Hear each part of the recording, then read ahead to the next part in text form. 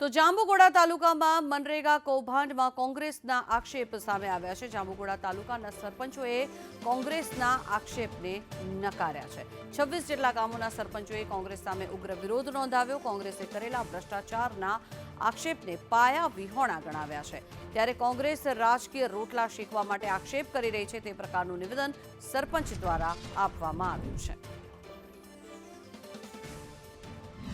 પંચમહાલ જિલ્લા ભારતીય જનતા પાર્ટીના પ્રમુખ મયંકભાઈ દેસાઈ જે જાંબુઘોડાના છે તેમના પર આક્ષેપ કરવામાં આવ્યો છે। ત્યારે 26 જેટલા ગામના સરપંચો છે એક છત્ર નીચે ભેગા થયા છે, એક જગ્યાએ ભેગા થયા છે અને આ સમગ્ર મામલે રદિયો આપતા તેઓ જણાવી રહ્યા છે કે એ શું જણાવી રહ્યા છે, કેટલો ભ્રષ્ટાચાર, કેવી રીતના સત્યતા, એ બાબતે વાત કરવા માટે આપણી સાથે 26 સરપંચો છે, પૈકી સરપંચો સાથે વાત કરીશું।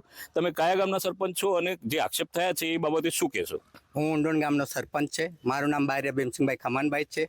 જે આક્ષેપ કર્યા છે એ તદ્દન ખોટા છે, એ પાયો વિહોણો છે, એને અમે રદ્દીઓ આપીએ છીએ। તો અમારી પંચાયતની અંદર સિંચાઈ કૂવા, પછી સંરક્ષણ દિવાલ, બહુ સારી કામગીરી છે।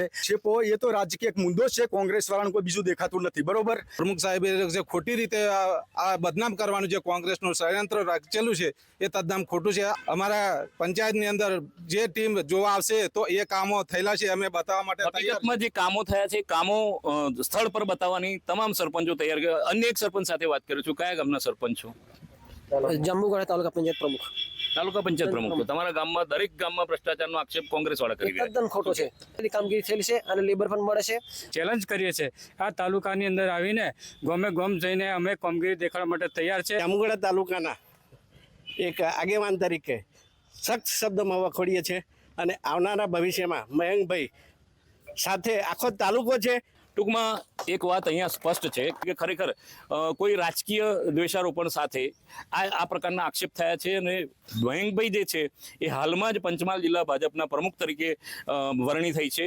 આ બાબતે કોઈ પણ પ્રકારની કોઈ રાજકીય દ્વેષ ભાવના સાથે આક્ષેપ થયા હોય છે એવું જાંબુઘોડા તાલુકાની મુલાકાત પરથી લાગી રહ્યું છે। હર્ષદ મહેરા, સંદેશ ન્યૂઝ, પંચમહાલ।